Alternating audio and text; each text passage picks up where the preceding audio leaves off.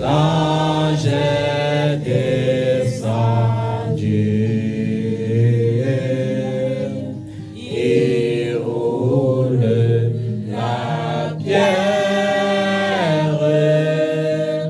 du tombeau vaincu. À toi la gloire, à toi la gloire. Ô ressuscité, à toi la victoire, à toi la victoire. Pour l'éternité, nous te disons merci Seigneur. Merci mon Dieu. Nous te disons merci Seigneur. Merci mon Dieu. Pour ce matin, merci Seigneur. Merci mon Dieu, nous te disons merci Seigneur. Merci mon Dieu. Pour ce moment, merci Seigneur. Merci mon Dieu, nous te disons merci Seigneur. Merci mon Dieu. Pour ta paix, merci Seigneur. Merci mon Dieu. Nous te disons merci Seigneur. Merci mon Dieu. Pour ton église, merci Seigneur. Merci mon Dieu, nous te disons merci Seigneur. Merci mon Dieu. Nous te disons merci Yahweh. Merci Mon Dieu, nous te disons merci Seigneur. Merci mon Dieu. Et à Jésus, nous disons merci ce matin. À Jésus, nous disons merci pour ses bienfaits. À Jésus, nous disons merci pour sa fidélité. À Jésus, nous disons merci pour la pluie de ce matin. À Jésus, nous disons merci parce que malgré la pluie, la famille de Dieu est rassemblée dans tous les coins du monde pour le célébrer en ce jour. Parce qu'il est digne d'être célébré, il est digne d'être adoré, il est digne d'être élevé, il est Dieu. Merci Seigneur, merci pour cette nouvelle rentrée scolaire, merci pour nos enfants, merci parce que tu es Dieu, on va dire, tu es le Dieu qui pourvoit. Merci Seigneur pour ces dons que nous allons offrir ce matin, merci pour les dons que nous avons offerts hier, merci Seigneur parce que nous le devons à toi seul, toi qui donnes la semence aux semeurs. Merci Papa, que ton nom soit glorifié, que ton nom soit honoré, que ton nom soit exalté au nom tout-puissant de Jésus-Christ de Nazareth. Et je viens te bénir Seigneur pour ma vie, pour la vie de mes enfants, pour la vie de tes serviteurs, de tes servants à travers le monde entier, pour les vies de leurs enfants. Je viens te bénir pour chaque bien-aimé à travers le monde entier, pour tous tes disciples, oh Dieu, qui sont répandus à travers le monde entier. Seigneur, je viens te rendre gloire, parce que c'est toi qui les soutiens, c'est toi qui les fortifies, c'est toi qui les gardes, c'est toi qui les redonne un challenge nouveau, c'est toi qui les redonne la force, Seigneur, lorsqu'ils sont découragés. Seigneur, je viens te dire merci pour cela. Merci pour tout ce que tu as prévu pour ce mois de septembre. Merci parce que tu as commencé à accomplir ton œuvre. Merci parce que ta bonté, oh Dieu, tu les renouvelles chaque matin. Ta bonté ne s'épuise jamais, oh Jésus de Nazareth. Que ton nom soit exalté, que ton nom soit glorifié au nom de Jésus. Et ce matin, Seigneur, je ne veux pas prétendre être juste, ni prétendre, Seigneur, que ton Église est sans souillure. Au contraire, Seigneur, je viens m'humilier devant toi, te supplier pour ton Église, te supplier pour tes serviteurs qui sont tombés dans des faiblesses, te supplier pour tes servants qui sont tombés dans des faiblesses, pour te supplier, oh Dieu, pour tes enfants qui sont tombés dans des faiblesses. Seigneur, je te supplie, pardonne là où nous avons failli en pensée, là où nous avons failli dans nos paroles, là où nous avons failli dans nos actions. Seigneur, je viens te supplier de pardonner. J'implore ta miséricorde et ta grâce. J'implore ta miséricorde. J'implore ta faveur, ô Dieu. Repends ta faveur sur ton peuple au travers du sang de Jésus. Repends au travers du sang par lequel tu nous as rachetés. Et sanctifie-nous et purifie-nous par ce même sang. Brise les conséquences de nos péchés, ô Jésus, par le sang de ta croix. Relève-nous, Seigneur, et couvre-nous par ce sang précieux, afin que l'ennemi ne trouve pas une raison pour nous réclamer. Seigneur, que l'ennemi ne trouve pas une raison pour nous réclamer. Au nom de Jésus. Seigneur, merci pour ta miséricorde. Merci pour ton pardon. Merci pour ta fidélité. Merci pour ton amour. Au nom de Jésus. Amen. Au nom de Jésus. Amen. Ce culte est spécial ce matin.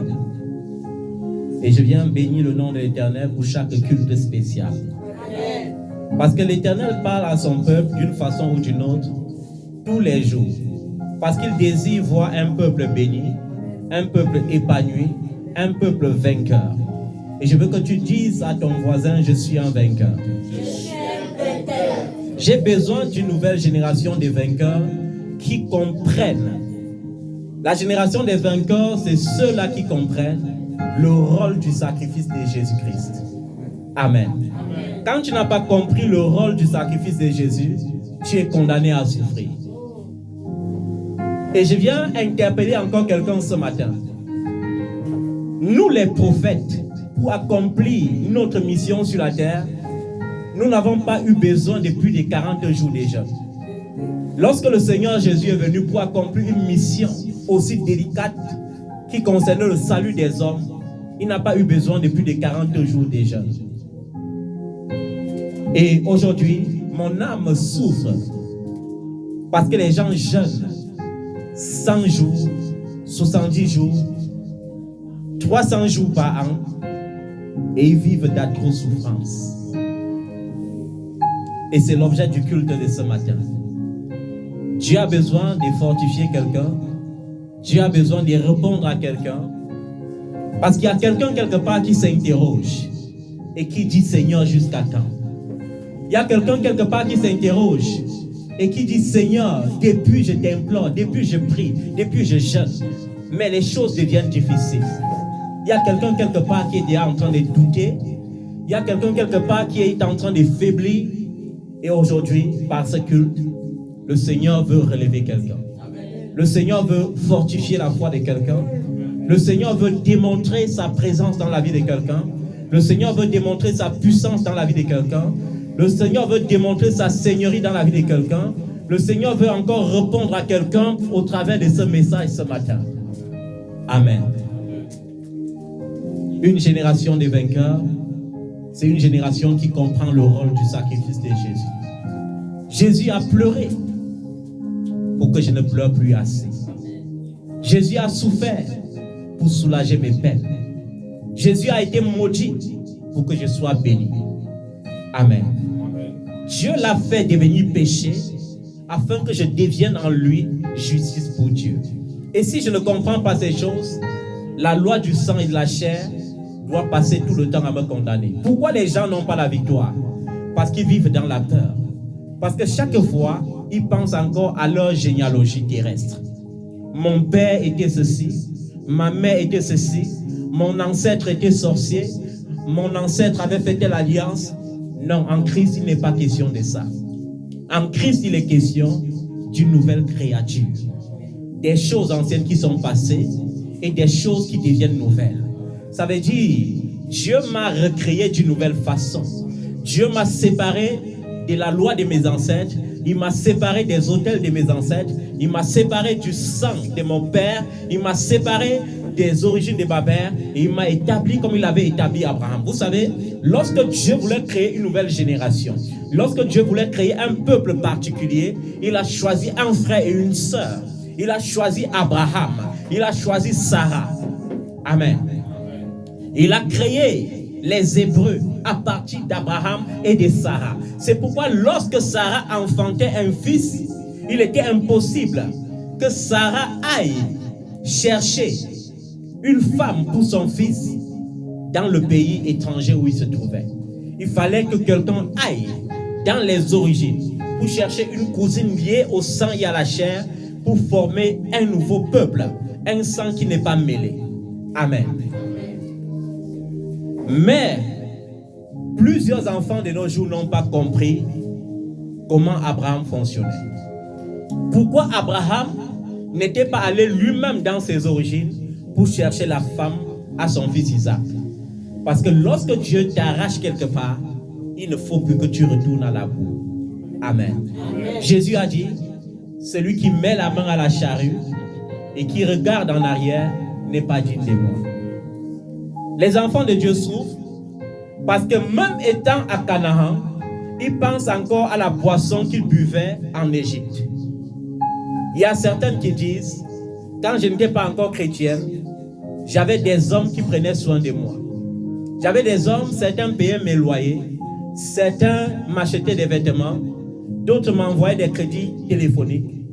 Mais une chose est sûre, femme, Dieu ne t'a pas créé pour les hommes. Dieu t'a créé pour ton homme. Amen. Amen. C'est la séparation totale qui produit une vie de consécration. C'est la séparation totale qui met le cachet de Dieu sur ta vie. C'est la séparation totale qui attire la faveur de Dieu sur ta vie. Je ne sais pas ce qui te retient encore, mais l'Éternel t'interpelle ce matin. Amen. Et comme je disais tantôt, le Seigneur veut nous démontrer au travers de sa parole que les questionnements que nous faisons de temps en temps, il y a eu des gens qui se sont questionnés avant nous de cette façon et qui ont eu la réponse de Dieu et qui ont vu la puissance de Dieu agir. Amen. Le roi Salomon a dit, il n'y a rien de nouveau sous les cieux. Amen. Ça veut dire que de la même manière que parfois, dans ton cheminement vers le trône, tu te rappelles des époques où la gloire de Dieu était une évidence dans ta vie. Et tu regardes en comparaison avec ce que tu vis maintenant, tu te demandes qu'est-ce qui ne va pas. Tu te rappelles encore des moments où lorsque tu ouvrais ta bouche pour parler du Seigneur Jésus, tu avais l'impression que les anges descendaient en abondance pour t'assister. Et maintenant, tu te rends compte que lorsque tu ouvres la bouche, tu as l'impression que tu ne te comprends pas toi-même. Il y avait des moments où lorsque tu criais, le Seigneur te disait, me voici. Et à un moment donné, tu te rends compte que tu cries.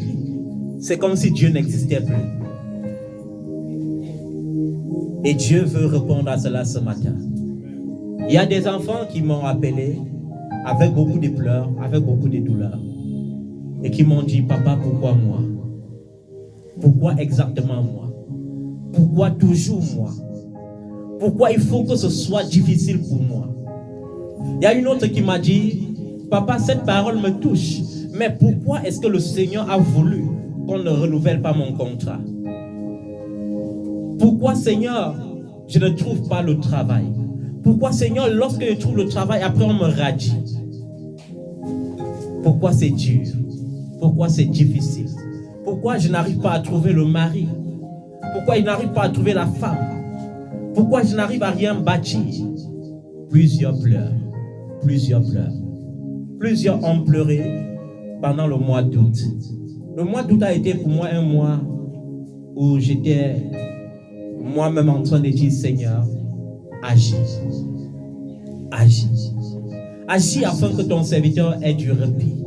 Agis afin que ton serviteur voie un peuple épanoui.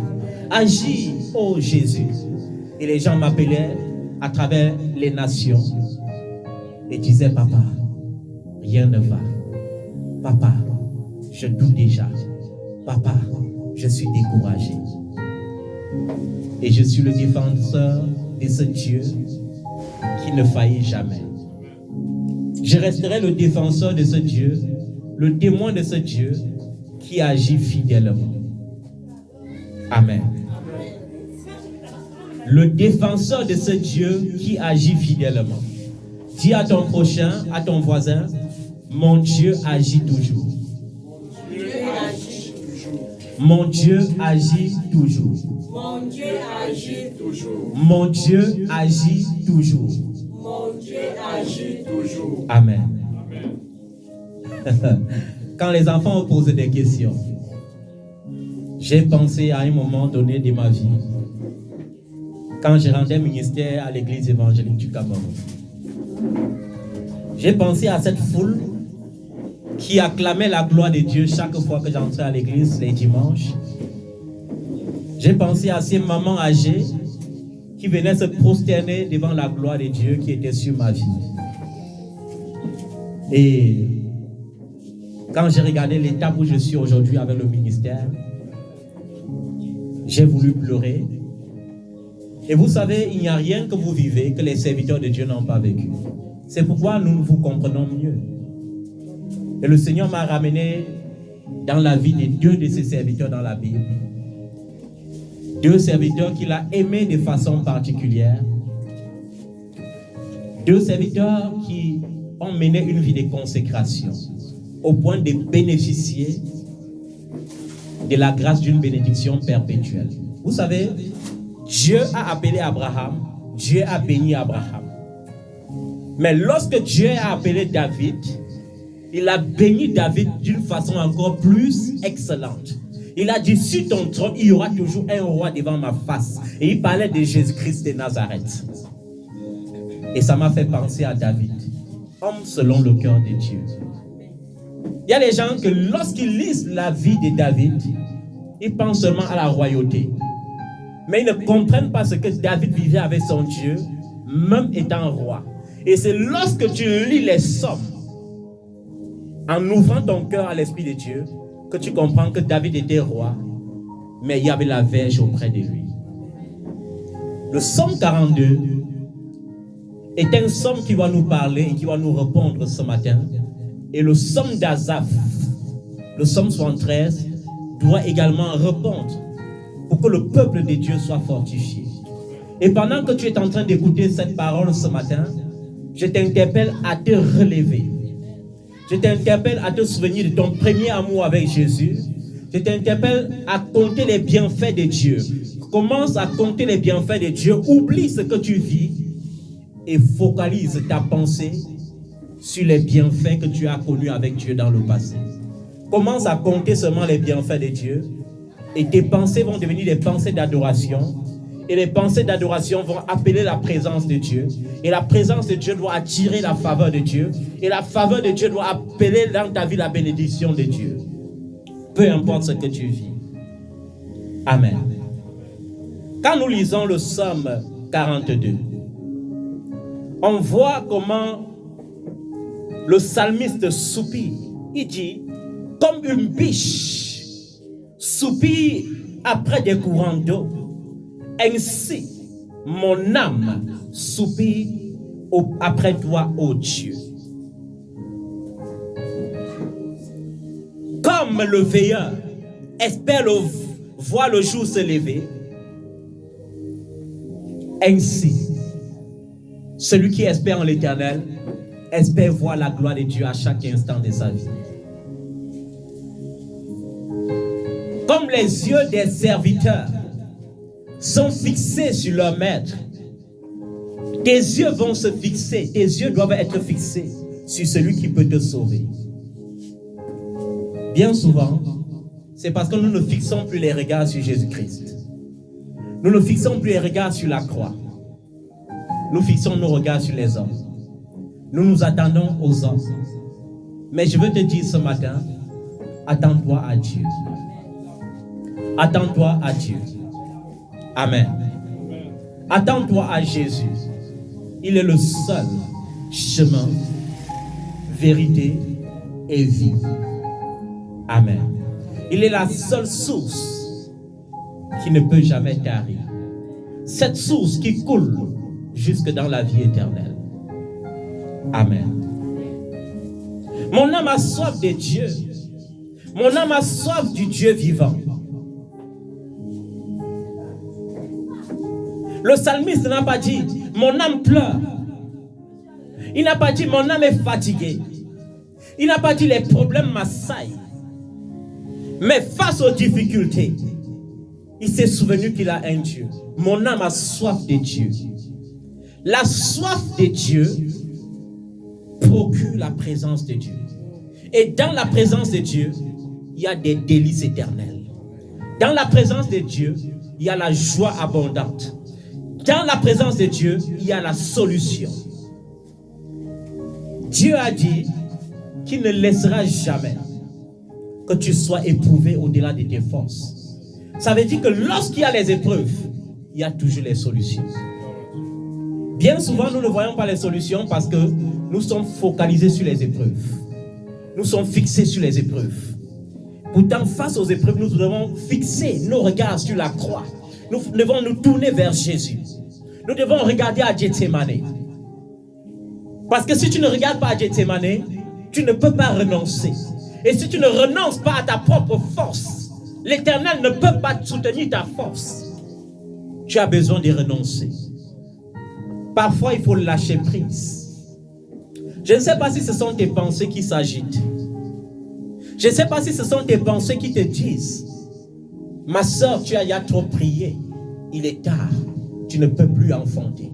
Je ne sais pas si ce sont tes pensées qui te disent: ma soeur, tu as trop prié. Il est tard. Tu ne peux plus te marier. Je ne sais pas si ce sont tes pensées qui te disent: mon frère, stop. Cherche maintenant la solution ailleurs.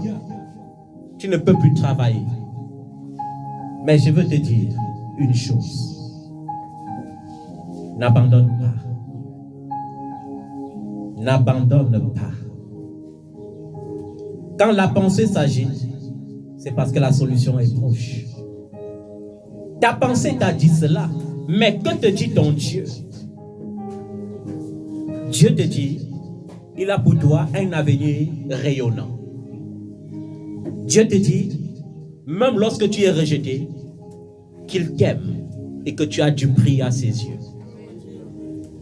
Dieu te dit, même si ta mère t'abandonnait, moi l'Éternel ton Dieu, je ne t'abandonnerai jamais. Dieu te dit, de la même manière que la pluie descend du ciel et ne retourne pas sans avoir fécondé la terre et poussé la terre à produire son fruit, il en est de même de ma parole. Elle ne retournera pas à moi sans avoir accompli ma volonté dans ta vie. Et la volonté de Dieu, c'est quoi? C'est que tu prospères à tous égards. C'est que tu sois en bonne santé. C'est que tu prospères à tous égards. C'est que tu sois en bonne santé, comme prospère l'état de ton âme. Et la volonté de Dieu dans ta vie, c'est quoi? C'est qu'il a des projets. Il connaît des projets qu'elle a fait pour toi. Ce sont des projets de bonheur et non de malheur.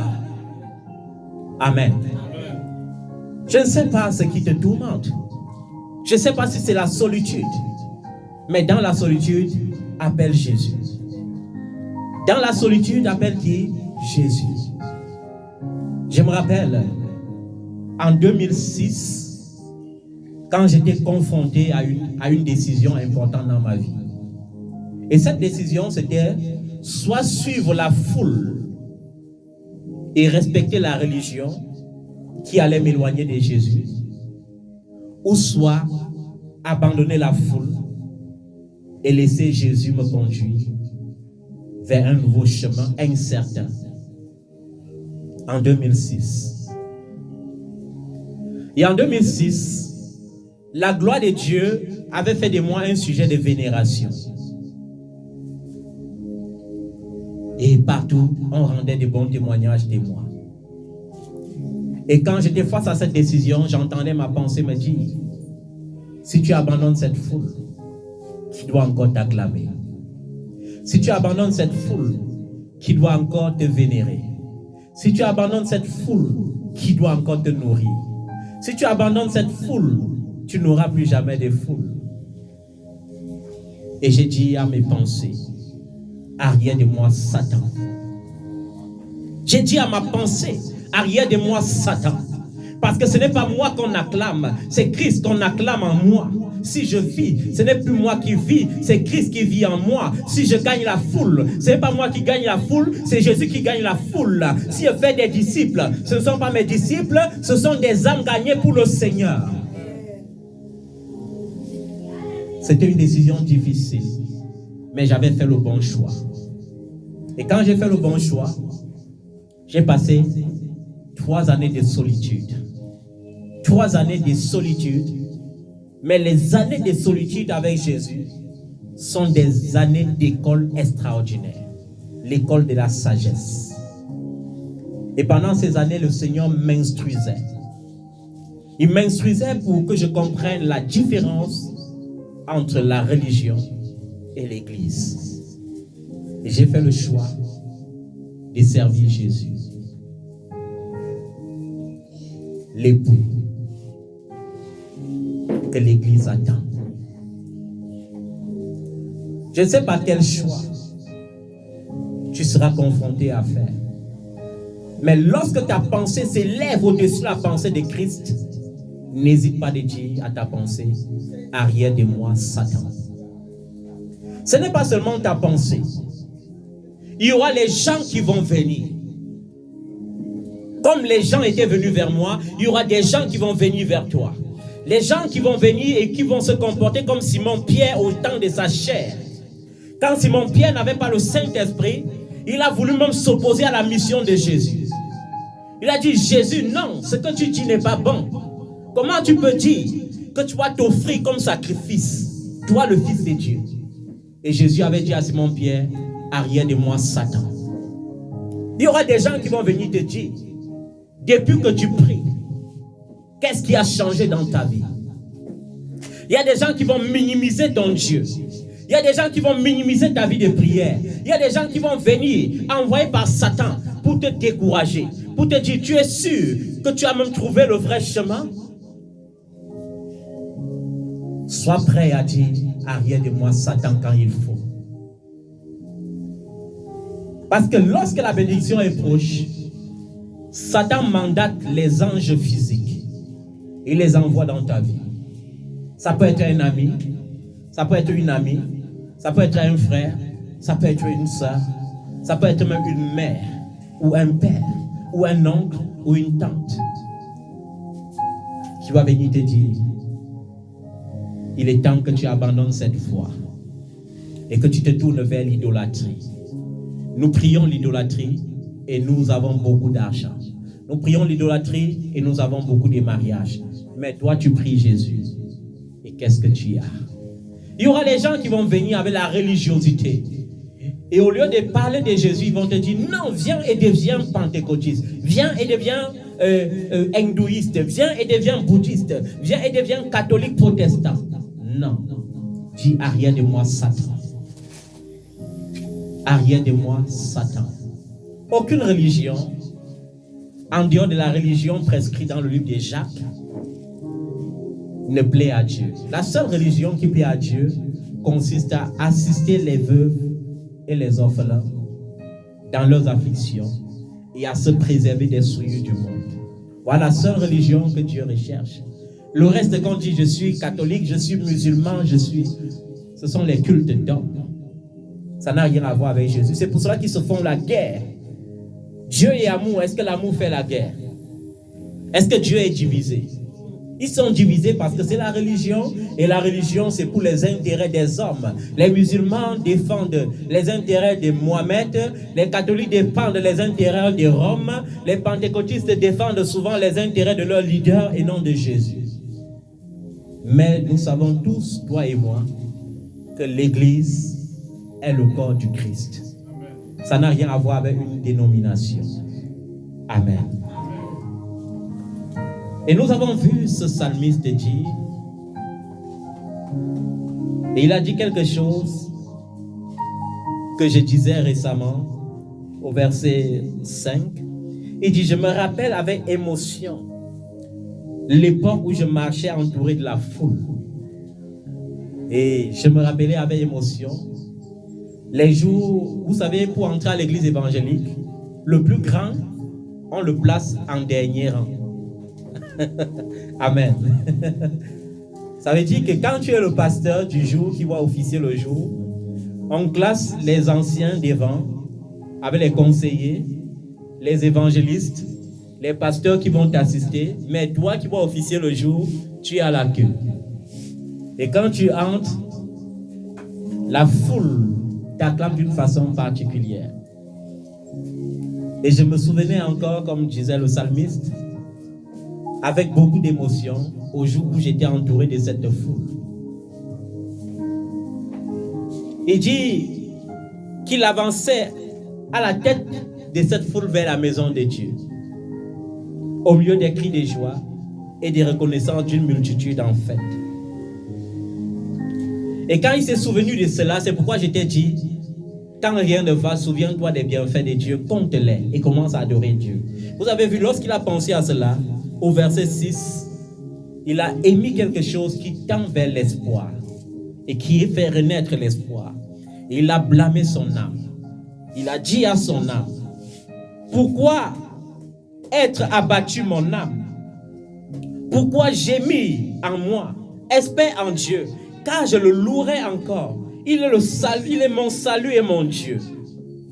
Dans certaines versions, il est écrit, pourquoi mon âme t'a battu et gémis-tu au-dedans de moi? Espère en Dieu, car je le louerai encore. Il est mon salut et mon Dieu. Amen.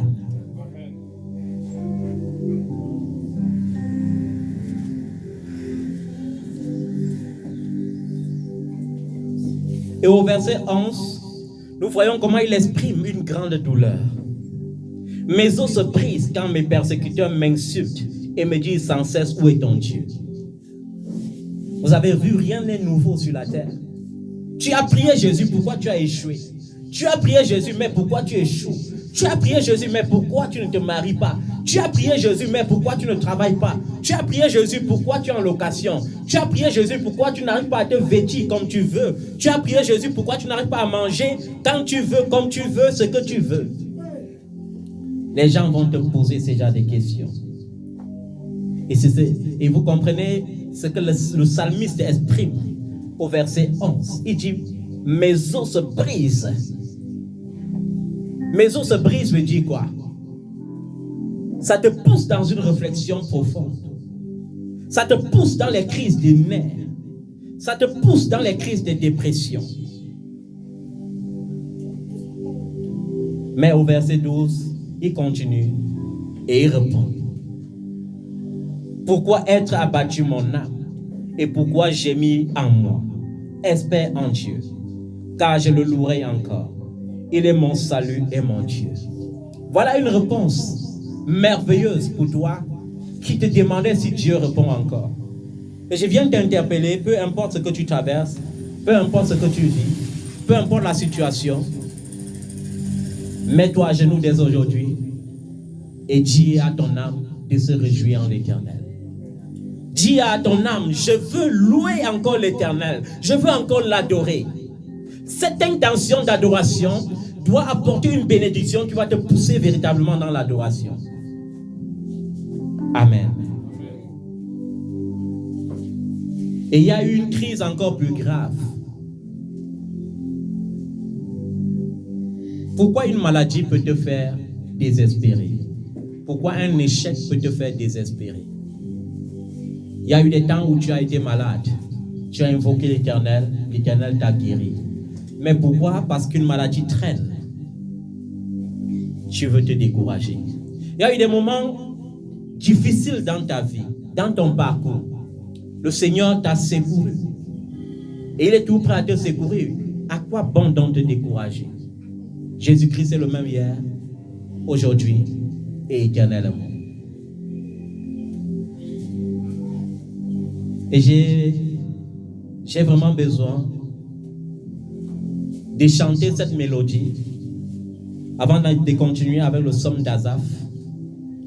Parce qu'Asaph a encore vécu une dépression plus grave. Parce qu'au temps d'Asaph, Asaph avait même l'impression que ce sont les méchants qui prospéraient. Amen. Amen. Et j'ai besoin que tu sois attentif à cette mélodie et que pendant que nous le chantons, que tu chantes dans ton cœur.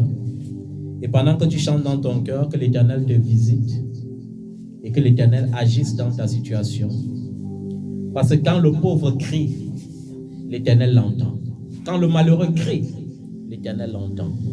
l'Éternel agit. Aujourd'hui, bien plus qu'hier, j'ai tellement besoin de toi.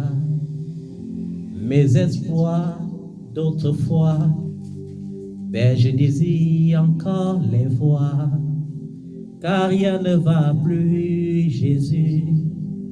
Je suis en proie au doute et au désespoir. Les gens me disent, maudit Dieu et meurt, mais en toi je veux encore espérer, car tu peux faire au-delà de tout ce que je peux penser ou imaginer. Agis, oh Jésus, agis, oh Jésus, agis, oh mon Dieu, agis, oh. Amen. Peu importe ce qui se passe, tu dois confesser que Jésus-Christ est le même hier, aujourd'hui et éternellement. Il n'a pas changé. Ce même Jésus qui avait répondu dans les moments difficiles d'hier, c'est le même Jésus. Il n'a pas changé. Les gens te diront abandonne, mais n'abandonne pas. Les gens te diront où est-il? Mais je te le dis, il est là. Mes espoirs d'aujourd'hui, mes espoirs d'autrefois, c'est-à-dire tous les espoirs que j'ai faits avec Jésus hier, je peux encore les faire avec Jésus aujourd'hui et je les ferai encore avec Jésus demain. Parce qu'il n'a pas changé.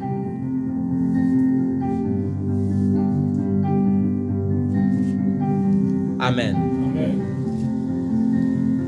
Mes exploits d'autrefois, Père, je désire encore les voir, car rien ne va plus, Jésus. Je suis en proie au doute et au désespoir. Les gens me disent, maudit Dieu et meurt, mais en toi je veux encore espérer, car tu peux faire au-delà de tout ce que je peux penser ou imaginer. Agis, oh Jésus, agis, oh Jésus, agis, oh mon Dieu, agis, oh, oh. En toi, tout peut changer. Amen. Dans la présence de Dieu, tout peut changer. Dans la présence de Dieu, les larmes se changent en cris de joie. Dans la présence de Dieu, les malades retrouvent la guérison. Dans la présence de Dieu, le malheureux retrouve l'espoir. Dans la présence de Dieu, l'orphelin a désormais un père. La présence de Dieu. Le secret, la réponse que tu cherches se trouve dans la présence de Dieu. Amen. Asaph a vécu ces choses. Il a vécu ces choses. Il était même au bord du désespoir. Amen. Regardez comment un homme décrit les méchants à son époque. Il dit oui, Dieu est bon pour Israël. Pour ceux qui ont le cœur pur. Et il dit, toutefois, mon pied allait trébucher. Mes pas étaient sur le point de glisser, car j'étais jaloux des vantards en voyant le bien-être des méchants. Amen. Et c'est ce qui se passe même dans l'église. Lorsque les serviteurs fanfarons se lèvent et commencent à faire du fanfaronisme dans l'église et à citer les biens terrestres qu'ils ont amassés, tu peux parfois douter de ta consécration à cause de ça. Et dire, Seigneur, je te sais avec un cœur pur. Mais eux, ils sont arrogants et ils roulent dans les grosses voitures. Ils sont arrogants et ils roulent dans les jets privés. Et c'est ça, la position d'Asaph. Le frère Asaph, le chantre de l'Éternel, l'adorateur du Dieu vivant. Il vivait une époque comme ça. Et il dit que son pied était prêt de glisser. Quand tu te lèves, tu te rends compte que tu dois louer ta maison, tu dois louer l'église, tu dois acheter à manger, tu dois quand même prendre soin du peuple de Dieu, sans subvention. Pourtant, tu vois un faux prophète se lève et il dit, je veux un jet privé, et en un seul jour, on contribue 12 millions d'euros. Tu dis, waouh, Seigneur, ça veut dire que peut-être il faut que je glisse. Et c'est ça, Asaph dit que lorsqu'il a vu comment les méchants se vantaient, et ils n'avaient rien à faire avec Jésus, ils étaient dans les sectes, ils étaient les francs-maçons, ils étaient les Lions Club, les Rotary Club, mais ils roulaient dans les grosses voitures, ils buvaient le vin, ils crachaient sur les gens, ils se vantaient. Et Asaph a dit, hey Seigneur, peut-être il faut que je glisse un peu, peut-être il faut que j'entre aussi dans ça. Et c'est ça, plusieurs serviteurs de Dieu qui sont consacrés à l'Éternel peuvent parfois être frustrés et être tentés de vouloir aussi devenir des commerçants, de devenir des serviteurs fanfarons, de devenir des serviteurs mercenaires. Et c'est ça, plusieurs frères, plusieurs sœurs au bord du découragement sont parfois tentés. Seigneur, pourquoi j'ai gardé alors ma virginité jusqu'à cet âge? Mieux, je cherche un homme marié. Je fais aussi ma part d'enfant maintenant. C'est ça. C'était dans cette position que se trouvait Asaph. Seigneur, pourquoi j'ai alors gardé mon corps? Autant mieux, je vais aller souvent maintenant aussi en boîte de nuit me rattraper. Seigneur, pourquoi je me suis gardé du péché? Seigneur, tu vois que ceux-là, ils sont pécheurs, mais ils sont bénis. Il faut que je commence aussi avec le péché un peu. Et c'est ça la position d'Asaph. Il dit, son pied était sur le point de glisser. Il était sur le point de prendre la mauvaise décision. Mais j'ai besoin d'encourager un serviteur, une servante de Dieu à travers le monde entier. J'ai besoin d'encourager un frère, une sœur qui est sur le point de prendre une mauvaise décision quelque part. Patiente. Patiente. Dieu a façonné quelqu'un pour toi. Amen. Amen. Si c'est le mari que tu attendais, sache que Dieu a façonné un mari spécial pour toi. Amen. Si c'est le travail que tu attendais, sache que Dieu a prévu quelque chose de spécial pour toi. Amen. Si c'était le voyage, sache que Dieu a prévu quelque chose de spécial pour toi. Amen. À grande destinée, grand défi. Je vais vous dire une chose. On ne combat pas les choses qui n'ont pas de valeur. Amen. Les choses qui ont les valeurs, pour les trouver, il faut fouiller longtemps. C'est comme le diamant. Les diamants qui ont les plus grandes valeurs sont cachés loin au fond du sol. Il faut creuser pour trouver. Et une fois qu'on a trouvé, il faut garder dans des coffres forts très sécurisés. C'est la même chose avec quelqu'un qui est une princesse de l'Éternel. Avec quelqu'un qui est un prince de l'Éternel. Quand tu es précieux, Dieu te garde précieusement. Ne te soucie pas lorsque les gens se lèvent pour se moquer et te calomnier. On ne calomnie pas quelqu'un qui n'a pas de valeur. Lorsque tu as la valeur, les gens vont s'amasser pour te combattre. Les gens vont s'amasser pour mal parler de toi. Cela n'empêche pas qu'il y aura une minorité qui va toujours te bénir et te valoriser. Mais il y aura les gens qui vont vouloir t'écraser. Pourquoi? Parce qu'ils sont jaloux de l'étoile que tu portes. Mais je vais te dire, préserve ton étoile. Il ne faut pas qu'une situation difficile te pousse à la compromission. Non. Il faut que tu te ressaisisses vite, comme Asaph s'était ressaisi. Amen. Commence à compter les bienfaits de Dieu, bien-aimé. Quand tout va mal, classe les bienfaits de Dieu devant tes yeux, compte-les. Dis, Seigneur, à telle époque de ma vie, j'étais comme ça, mais aujourd'hui, tu m'as placé comme ça. Amen. À une époque de ma vie, je ne savais pas quoi manger, mais aujourd'hui, je me rends compte que je peux donner de la nourriture en abondance à ceux qui sont autour de moi. Amen. Lorsque tu comptes ça, Dieu est prêt à refaire encore des grandes choses dans ta vie. Amen. Et vous savez, de la même manière que les riches de ce siècle sont arrogants, la Bible demande de ne pas juger ceux du dehors. Vous savez que les païens peuvent faire comme ils veulent. Je n'ai rien à faire avec eux. Mais le Seigneur demande de juger ceux du dedans. Et je viens encore prononcer un jugement sur ces serviteurs qui dépendent du peuple à 100%. Et non seulement dépendent du peuple, mais passent le temps à trafiquer. Ils font des affaires dans l'église. Si tu ne donnes pas, tu ne peux pas être béni. Si tu ne payes pas la prophétie, ça ne peut pas s'accomplir. Et ce n'est même pas ça qui me fait mal. Le problème, c'est que lorsqu'ils font ça, après leur évangile n'est plus l'évangile du ciel. Leur évangile, c'est l'évangile du genre, j'ai 3 immeubles, j'ai 10 terrains, j'ai 45 voitures, je suis un grand homme d'affaires. Ils frustrent le peuple de Dieu. Ils frustrent le peuple. Mais toi, je viens t'interpeller, toi serviteur, à ne pas te compromettre à cause de ces genres d'évangile. Ne te compromets pas à cause de ces genres d'évangile. Chacun prêche le royaume auquel il appartient. Parce que mon royaume n'est pas terrestre, je prêche la nouvelle Jérusalem. Mais si un jour tu te rends compte que mon évangile devient trop terrestre, il faut savoir que je suis déjà tombé.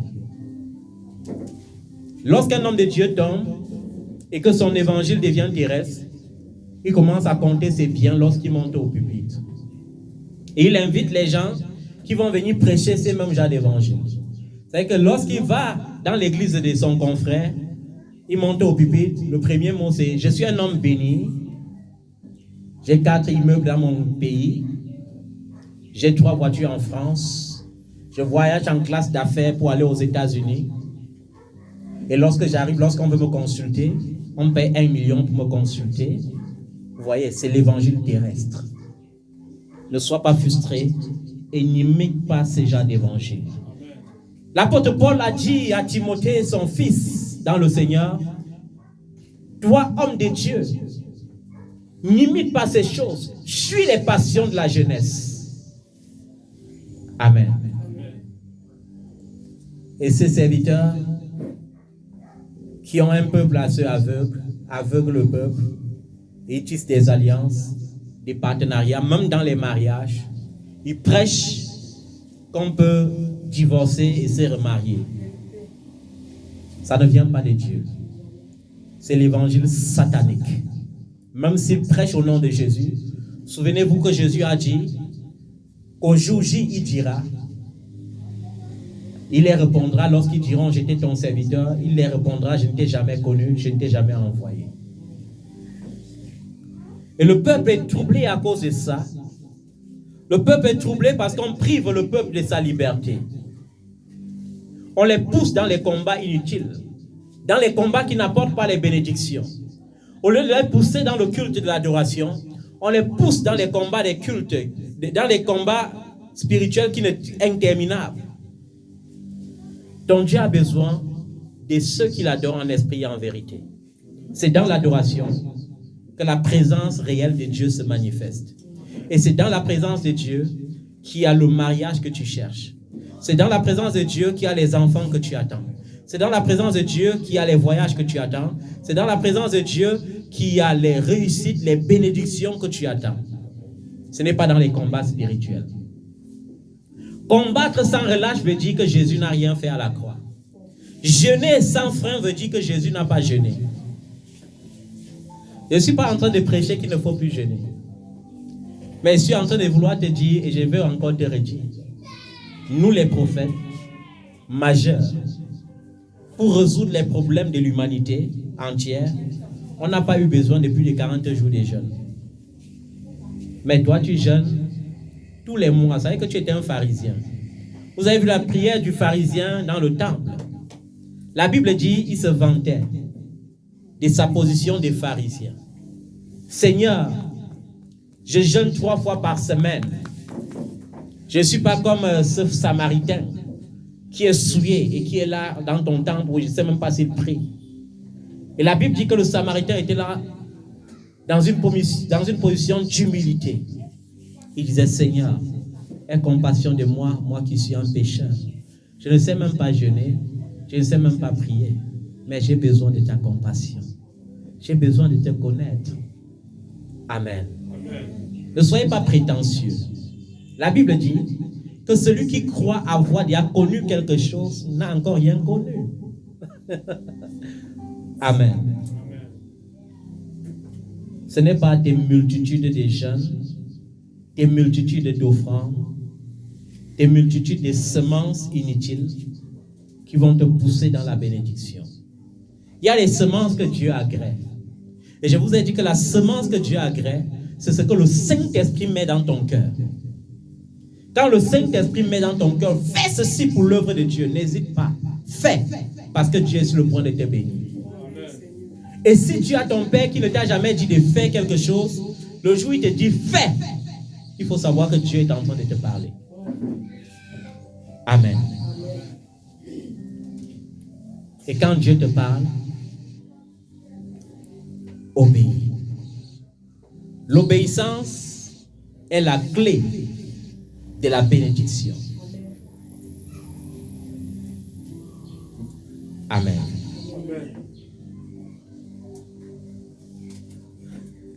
Et nous avons vu Asaph qui a dit, j'étais sur le point de tomber. Mais par la grâce de Dieu, il n'est pas tombé. Et par la grâce de Dieu, tu ne tomberas pas. Amen. Tu te relèveras au nom de Jésus. Amen. Que l'esprit de courage et de force te localise au nom de Jésus. Amen. Que l'esprit de courage et de force te localise au nom de Jésus-Christ. Amen. Même lorsque les gens vont venir, ces mercenaires, commencer à tenir des discours fanfarons.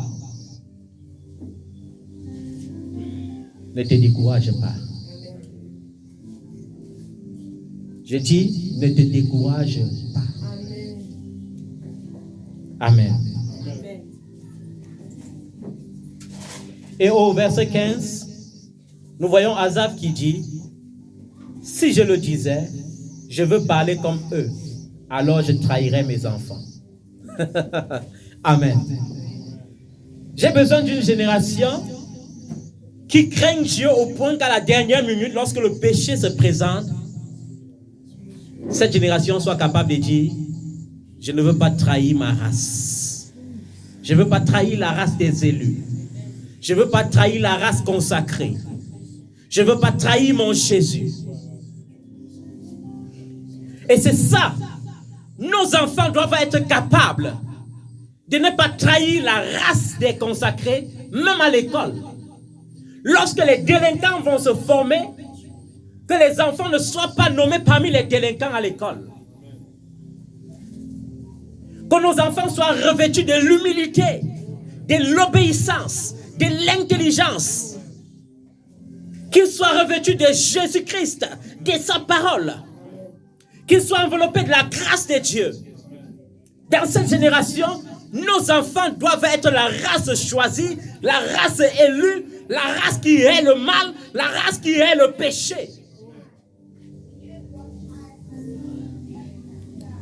Les enfants ne doivent pas aller à l'école pour marcher avec la mauvaise compagnie, pour marcher avec les faux amis, pour marcher avec les gens qui distraient, pour marcher avec les gens qui ne viennent pas étudier, mais qui viennent introduire le mal.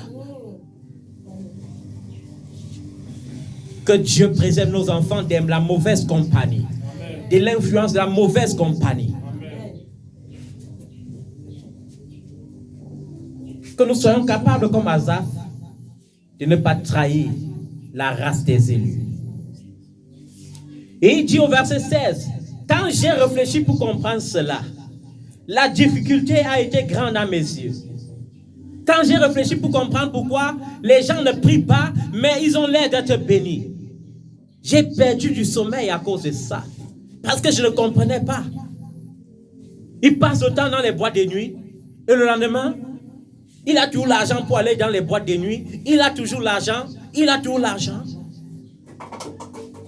Et j'ai cherché à comprendre ces choses. Et j'avais une grande difficulté à comprendre. Et au verset 17, il dit, jusqu'au moment où je suis entré dans le sanctuaire. Jusqu'au moment où je suis rentré dans la présence de Dieu. Oh, quand ça ne va pas, ne te questionne pas. Quand ça ne va pas, ne réfléchis pas. Quand ça ne va pas, ne te tourmente pas. Quand ça ne va pas, retourne dans le sanctuaire. Là où il y a la présence de Dieu. Quand ça ne va pas, retourne à l'autel de l'Éternel. Quand ça ne va pas, rentre dans la présence de Dieu. Interroge Dieu dans sa présence. Quand ça ne va pas, cesse de pleurer. Quand ça ne va pas, cesse de tricher. Quand ça ne va pas, cesse d'imiter le mal. Quand ça ne va pas, cesse d'envier le méchant. Quand ça ne va pas, cesse de jalouser. Quand ça ne va pas, va dans le sanctuaire. Il se questionnait. Jusqu'au moment où il est entré dans le sanctuaire de Dieu. Et il a prêté attention au sort du final. Au sort final du méchant. Quand il est entré dans la présence de Dieu, il a dit, Seigneur, j'ai l'impression que les méchants prospèrent beaucoup. J'ai l'impression que ceux qui te haïssent prospèrent beaucoup. J'ai l'impression que ces faux serviteurs, lorsqu'ils vendent les huiles, lorsqu'ils vendent les eaux, lorsqu'ils vendent les prophéties, lorsqu'ils vendent les dons spirituels, lorsqu'ils vendent les faux miracles, Seigneur, j'ai l'impression que c'est eux que tu fais prospérer. Mais écoutons. Dans la présence de Dieu, Dieu lui a rappelé le sort final du méchant. Dieu dit, je les ai placés sur un terrain glissant. Ne regarde pas leur prospérité là. Ils sont sur un terrain glissant. Amen. Dieu les dit, ils vont tomber dans la ruine. Leur fin, c'est la ruine. Dieu lui dit, et en un instant, ils disparaissent. Ils sont anéantis par l'épouvante. Amen. Et si tu regardes bien ces riches arrogants, quand tu entres chez eux, il y a tout un enfant zombifié quelque part qu'on a mis là comme sacrifice. On cache. Amen. Et ils cherchent des solutions, ils ne trouvent pas. Ils sont anéantis par ça. Amen. Et voilà, en un instant, ils sont détruits, ils ont disparu, anéantis par l'épouvante. Comme un rêve qui se dissipe au réveil. Seigneur, à ton réveil, tu repousses leur image. Vous voyez comment Dieu a répondu. C'est pour ça que vous avez entendu que tel était riche. Après, dès qu'il meurt, ses richesses, son nom, sa réputation, ça disparaît aussi. Parce que c'est ça le salaire du méchant. Il passe, il s'efface complètement de la nature. Amen. Amen. Lorsque mon cœur était aigri et mes reins transpercés, j'étais idiot. Je ne comprenais rien. J'étais devant toi comme une bête. Vous avez vu comment Asaph se repart encore plus tôt. Seigneur, j'ai même failli imiter quoi comme ça. Hé Seigneur, j'ai même pensé que ma virginité, si je vais aller donner ça maintenant dans l'adultère, tout simplement à cause de la pression de l'âge. Non Seigneur, je me repens. Ça c'est l'idiotie. Comment j'ai pu penser ça? Comment j'ai pu penser que Seigneur, la pauvreté qui n'est même plus mon partage doit me pousser à aller entrer dans la franc-maçonnerie, doit me pousser à aller me compromettre, à devenir brigand. Non Seigneur, je me repens. Amen. Amen. Que l'esprit de repentance vienne remplacer tes pleurs ce matin. Amen. Que tu ne prennes pas la mauvaise décision. Cependant, je suis toujours avec toi. Tu m'as empoigné la main droite, tu me conduis par ton conseil, puis tu me prendras dans ta gloire. Qui d'autre ai-je au ciel et sur la terre? Je ne prends plaisir qu'en toi. Vous avez vu Asaph, il s'est souvenu de son héritage. Mon héritage, c'est Jésus. C'est pourquoi il dit, qui d'autre ai-je au ciel en dehors de toi, Jésus? Et en qui prendrai-je plaisir sur la terre si ce n'est en toi, mon Jésus? Je n'ai que toi, mon Jésus. mon Jésus, mon Jésus, mon Jésus, je n'ai rien d'autre que toi, Seigneur. Mon Jésus, mon Jésus, mon Jésus, je n'ai rien d'autre que toi, Seigneur. Mon Jésus, mon Jésus, mon Jésus, je n'ai rien d'autre que toi, Seigneur. Amen. Mon corps et mon cœur peuvent s'épuiser. Dieu sera toujours le rocher de mon cœur et ma bonne part. Amen. Cette souffrance peut me faire maigrir. Cette souffrance peut me conduire au bord de la désolation. Cette souffrance peut même me pousser à remettre tout en question. Amen. Mais Dieu sera toujours le rocher de mon cœur et mon héritage. Jésus sera toujours mon héritage. Et au verset 27, il dit, oui, ceux qui s'éloignent de toi vont à leur perte. Mon frère, ma soeur, peu importe ce qui se passe, ne t'éloigne pas de Jésus. Amen. Amen. Il dit que ceux qui s'éloignent courent à leur propre perte. Amen. Amen. Tu réduis au silence tous ceux qui te sont infidèles. Peu importe ce qui se passe, dis avec moi fidélité. Fidélité. Peu importe ce qui se passe, reste fidèle. Amen. Fidèle, fidèle, fidèle, fidèle. Amen. Amen. Fidélité. La fidélité. Peu importe ce qui se passe, reste fidèle. Amen. Amen. Fidélité. Dis avec moi fidélité. Fidélité. Seigneur, je veux rester fidèle. Seigneur, je veux rester fidèle. Seigneur, je veux demeurer fidèle. Seigneur, je veux demeurer fidèle. Peu importe les vents et les marées. Peu importe les vents et les marées. Je veux demeurer fidèle. Je veux demeurer fidèle. Car mon Jésus est fidèle. Car mon Jésus est fidèle. Si je l'aime, il m'a aimé le premier. Il m'a aimé le premier. Alors je vais l'aimer. Alors je vais l'aimer. Et toujours l'aimer. Et toujours l'aimer. Amen. Amen. Pour moi, mon bonheur, c'est de m'approcher de Dieu. On n'a pas dit que le bonheur consiste à pleurer. On n'a pas dit que le bonheur consiste à dire Seigneur, pourquoi moi? Seigneur, pourquoi moi? Non. Quand rien ne va, approche-toi de Dieu. La présence de Dieu. Je place mon refuge en toi. On n'a pas dit que quand rien ne va, va commencer à jeûner bêtement, va commencer à s'aimer bêtement. Non. On a dit, va dans la présence de Dieu. C'est dans la présence de Dieu que Dieu peut dire si tu vas jeûner ou pas. C'est dans la présence de Dieu si Dieu peut te dire si tu vas s'aimer ou pas. Amen. Amen. La fidélité.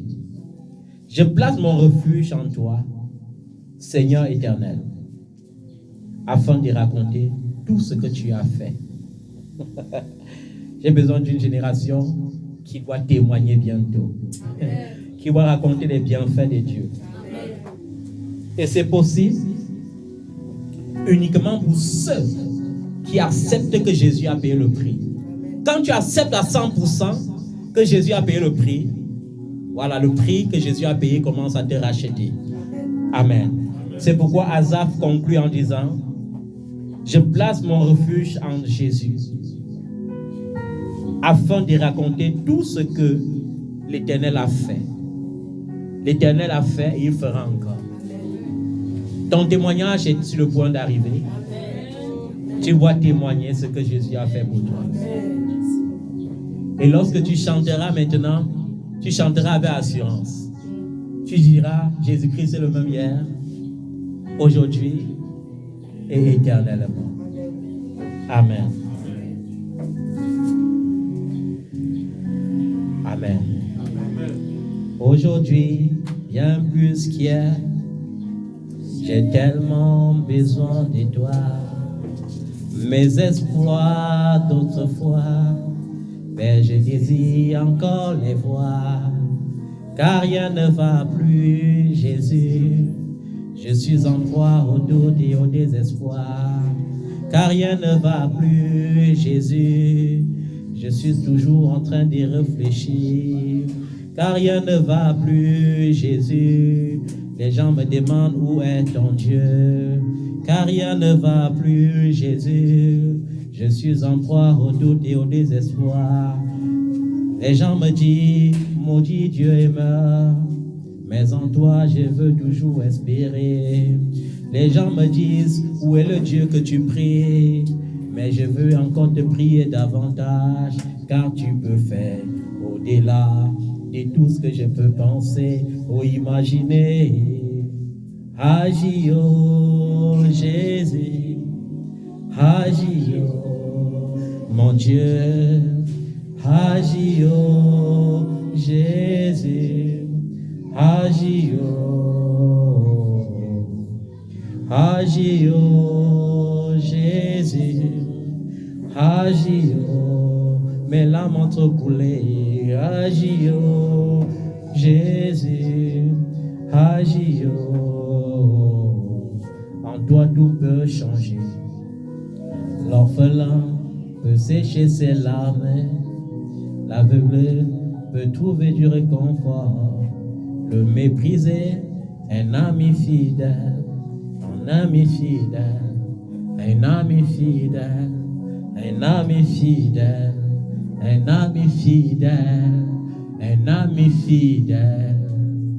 Jésus est notre ami fidèle. Jésus est notre ami fidèle. Amen. Notre seul espoir. Notre seule vie. Amen. Notre seul espoir, notre seule vie. Amen. Amen. Relève-toi. Relève-toi. Là où tu es tombé, relève-toi. Toi le découragé, reçois la force maintenant. Telle est notre prière ce matin. Je prie parce que ce n'est pas l'esprit de timidité que Dieu a confié à son peuple. Ce n'est pas l'esprit de timidité que Jésus a donné à son peuple. C'est l'esprit de force, l'esprit de courage, l'esprit de puissance. Et cet esprit te pousse à comprendre que Dieu n'est pas seulement Dieu, Dieu est ton Père. Quand ça ne va pas, crie, dis papa. Amen. Que cet esprit te relève au nom de Jésus. Que l'esprit de force te relève au nom de Jésus. Que l'esprit de courage te soit redonné au nom de Jésus. Merci Seigneur. Merci Seigneur. Au nom de Jésus. Est-ce que tu peux acclamer ton miracle qui est prochain? Est-ce que tu peux acclamer le miracle qui est sur le point d'arriver? Amen. Amen.